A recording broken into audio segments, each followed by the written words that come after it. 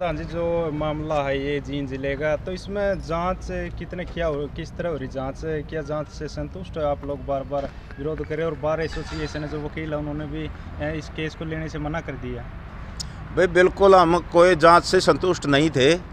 10 मई को हमने पंचायत भी बुलाई थी और पंचायत के माध्यम से हमने 3 प्रस्ताव पारित किए गए थे, जिसमें जो जांच में खामियां छोड़ी है पुलिस ने, उस त्रुटियों को दूर करे, एसपीडीसी से मिला जाएगा और बार एसोसिएशन से अनुरोध किया जाएगा भाई पैरवी के लिए कोई वकील मुहैया ना करवाए। और एक प्रस्ताव हमारा था कि आरोपी को तो पकड़ लिया, लेकिन आरोपी के जो सहयोगी रहे हैं प्रिंसिपल के, चाहे वो स्टाफ मेंबर हो, चाहे शिक्षा विभाग के कर्मचारी या अधिकारी हो या कोई राजनेता हो, उनको भी गिरफ्तार किया जाए, शामिल तफ्तीश किया जाए। लेकिन कल हमने डीसी साहब से भी मिले और एसपी साहब से भी मिले। हमने जो खामियां थी वो भी डीसी साहब को बताई, एसपी साहब को बताई और डीसी साहब से हमने मांग की है कि इसकी न्यायिक जांच करवाई जाए। उसके लिए डीसी साहब ने मुख्यमंत्री को लेटर लिख दिया। तो इसके अलावा हमने डीसी साहब के पास मांग रखी है कि जो आरोपी प्रिंसिपल के सहयोगी है उनको सस्पेंड किया जाए और उनको जांच में शामिल किया जाए, उनको गिरफ्तार किया जाए। इस बात के लिए भी डीसी साहब ने हमें आश्वासन दिया है कि जल्दी ही कार्रवाई हो जाएगी। और बहुत सारी जो खामियां थी हम आपके चैनल के माध्यम से बता भी नहीं सकते। हमने जो हमारे बात जो संज्ञान में आई थी वो सभी बातें डीसी साहब को और एसपी साहब को बताने का काम किया है। और आज एसपी साहब ने भी आश्वासन दिया है और डीसी साहब ने भी आश्वासन दिया है कि इन बातों पर ज़रूर संज्ञान होगा। देखो उसमें क्या होता है, वरना हमने प्रशासन को चेतावनी भी दी है, अगर सही तरीके से कार्रवाई नहीं हुई, अगर कहीं भी हमें ये दिखाई दिया कि लिपापोती हो रही है, तो हम पूरे हरियाणा की खाप पंचायतों की, किसान संगठनों की और सामाजिक संगठनों की फिर दोबारा एक महापंचायत बुलाएंगे और उसमें कोई बड़ा निर्णय लेने का काम करेंगे। और जैसे एक प्रश्न किया कि बार एसोसिएशन से हमने अनुरोध किया था, बार एसोसिएशन ने हमारा वो अनुरोध पत्र स्वीकार कर लिया। उस पर तुरंत प्रभाव से मीटिंग बुलाकर बार एसोसिएशन ने फैसला कर दिया, मतलब इकट्ठे हुए थे सर्वसम्मति से, कि ये मुकदमा है 310।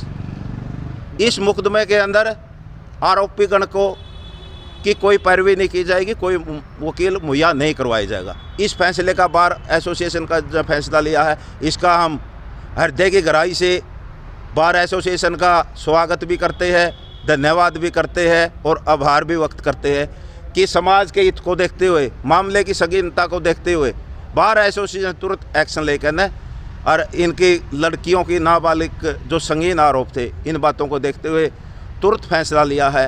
तो बार एसोसिएशन का आपके चैनल के माध्यम से भी मैं पुण्य फिर धन्यवाद भी करना चाहूँगा और आभार व्यक्त भी करना चाहूँगा। कितनी लड़कियां प्रधान जी जो अभी तक सामने आई हैं? देखो लड़कियां 5 लड़कियों के बयान आए थे, लेकिन हमारे को जो हमने ये बार एसोसिएशन ने जो फैसला लिया कि वकील मुहैया नहीं करवाएंगे पैरवी के लिए आरोपी गण की। दूसरा, जो यहाँ से खाप पंचायतों का लड़कियों को समर्थन मिला, सहयोग मिला और साथ मिला, इसका आश्वासन मिला, उनके परिवारजनों ने और लड़कियों ने आगे आकर ने 4 लड़कियों ने आज भी बयान देने का काम किया है, जिससे मैं कहूँगा कि लड़कियों के अंदर हौसला बढ़ा है। और हम दूसरे अभिभावकों से भी अपील करना चाहते हैं कि ये दोषी, इस प्रकार का दोषी चाहे कोई भी हो, बचना नहीं चाहिए। आप निष्पक्ष बिना डर भय के आगे आकर ने अपने बयान दर्ज करवाइए। समाज आपके साथ खड़ा है, खाप पंचायतें आपके साथ खड़ी है, सामाजिक संगठन आपके साथ खड़े हैं और अब तो वकीलों का साथ समर्थन सहयोग का भी हमें पूरा समर्थन मिला है। इसलिए घबराने की और डरने की जरूरत नहीं है, ताकि भविष्य में इस प्रकार की कोई घटना ना घटे। क्योंकि हम अपनी लोकलाज के भय से, इज्जत के भय से के कारण हमारे कुछ अभिभावक सामने नहीं आते, लोकलाज से डर जाते हैं। इसलिए डरने की और घबराने की कोई ज़रूरत नहीं है। हम सब आपके साथ है, पूरा समाज आपके साथ है। तो कोई बड़े नेता का इसके ऊपर हाथ है और वो नहीं चाहता कि इस मामले की गहनता से जांच हो, दूध का दूध और पानी का पानी हो। इसी हमारे समाज को वो नेता दो फाड़ करना चाहता था। जिस प्रकार की घटना आपने देखा हुआ, जंतर मंतर पर हमारे खिलाड़ी बेटियां बैठी थी, वहाँ पर इसी प्रकार के औच्छेद खंडे अपनाए गए थे कि कुछ लकड़ भगों ने दूसरे तरह के बयान दे दिए थे, जिससे ये भी प्रचार किया कि सभी फूट होगी। वही ड्रामा यहाँ पर भी खेला जा रहा था, लेकिन उस ड्रामे को हमने नाकाम कर दिया। उस ड्रामे को जो आज का ये कल जो फैसला लिया बार एसोसिएशन ने, बार एसोसिएशन के साथियों के कारण कहूँगा मैं तो, इस और खाप पंचायतों के कारण और सामाजिक संगठनों के कारण और किसान संगठनों की जो जागरूकता थी उसके कारण हमने उनके सपनों को चूर चूर कर दिया। हम किसी भी तरह से इस समाज को ना खंडित होने देंगे और बेटियों की लड़ाई आखिरी दम तक लड़ेंगे और उस दोषी को, अपराधीगण को सजाई दिलाने का काम करेंगे। हाँ जी सिक्किम जी, क्या कुछ कहना चाहोगे? जो मामला चल रहा है, काफ़ी टाइम लग गया इसमें। नहीं, इस मामले में तो ये बात यही कहना चाहूँगी कि सबसे बड़े तो दुर्भाग्य की बात है हमारे लिए, हमारे इलाके के लिए बहुत बड़ा दुर्भाग्य है कि ऐसी बेटियों का जो शोषण हो रहा है। 60 बेटियां जब नीचे की जो इकाई है वहाँ से उनको इंसाफ नहीं मिलता, तो एक राज्यपाल, एक महिला आयोग, एक राष्ट्रपति को लेटर लिखते हैं, उसके बाद भी इस मामले में लिपप होती है। इसमें बहुत सी कमियाँ हैं, उन कमियों को हमने DC और SP को मतलब बताने का काम किया है। आज भी बेटियों के ऊपर दबाव बनाया जा रहा है, पैसे देने का लोभ दिया जा रहा है, उनके माँ बाप को तोड़ने का कोशिश की जा रही है, जो सामाजिक दबाव बनाया जा सकता है। हम सरकार से कहना चाहते हैं, हमने कल पुलिस विभाग से भी कहा था, सबसे पहले तो स्टाफ बदल दीजिए। 6ठी क्लास से लेकर 12वीं क्लास तक पूरा स्टाफ बदल देना चाहिए, क्योंकि ये तो वही काम हो गया भाई, मतलब चोरी भी होगी और वो डाकू उसके सिर के ऊपर खड़े हैं। दूसरी बात, जो सहयोगी थे उनको आज तक आरोपी बना के गिरफ्तार नहीं कराया। हमने कल भी कहा था भाई आरोपी बना के उनको गिरफ्तार करो। जब तक वो गिरफ्तार नहीं होंगे, आमने सामने नहीं होंगे, तो बयान में नहीं हम वो सच्चाई निकाल पाएंगे जो सच्चाई निकालनी चाहिए।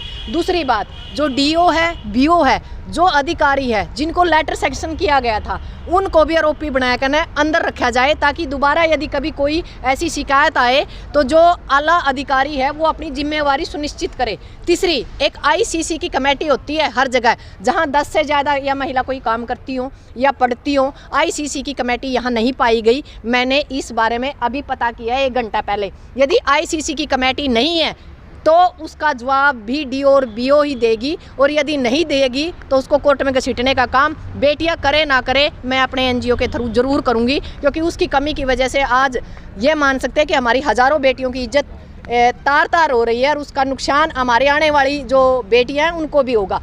एक बात बताओ, जब इतना भ्रष्ट इंसान था, आप लोगों को पता है हर एक का एक करैक्टर, चाहे बच्चा हो चाहे मतलब हमारा कोई बड़ा अधिकारी, जब हम लगाते हैं वहाँ सिचुएशन को देख के उसका एक करैक्टर सर्टिफिकेट होता है, पर सबने पता था ये कैसा है। उसके बावजूद इसको सैंक्शन किया गया एक बड़े राजनेता के दम पे, और राजनेता के दम पे आज भी ये बचने की कोशिश कर रहा है। तो हम उस राजनेता को कहना चाहते हैं कि हम भी अब की बार आर पार पे हैं। उचाना के अंदर यदि आप लोगों ने ये नहीं माना कि का काम करेंगे, और आज भी जो दबाव बेटियों के ऊपर बनाया जा रहा है, इस दबाव को कम करें। और हमने कल भी SP और DC साहब को कहा था कि पहले नंबर एक स्टाफ बदल दिया जाए, दूसरा सहयोगी है या जिनके पास लेटर दिया रहा उनको आरोपी घोषित करके अंदर किया जाए। जब तक अंदर नहीं किया जाएगा पूरी तरह स्थिति क्लियर नहीं होगी।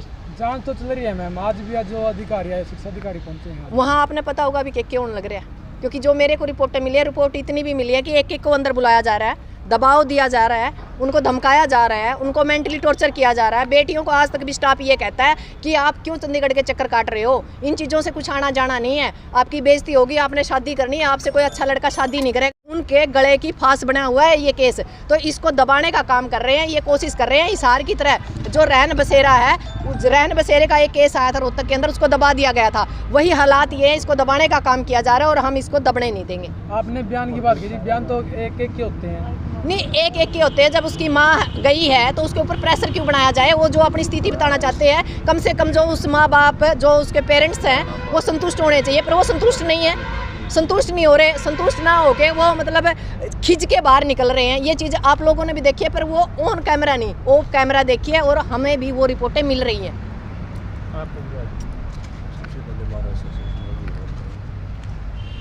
आज़ाद जी, क्या अपील करना चाहोगे जो बार एसोसिएशन है?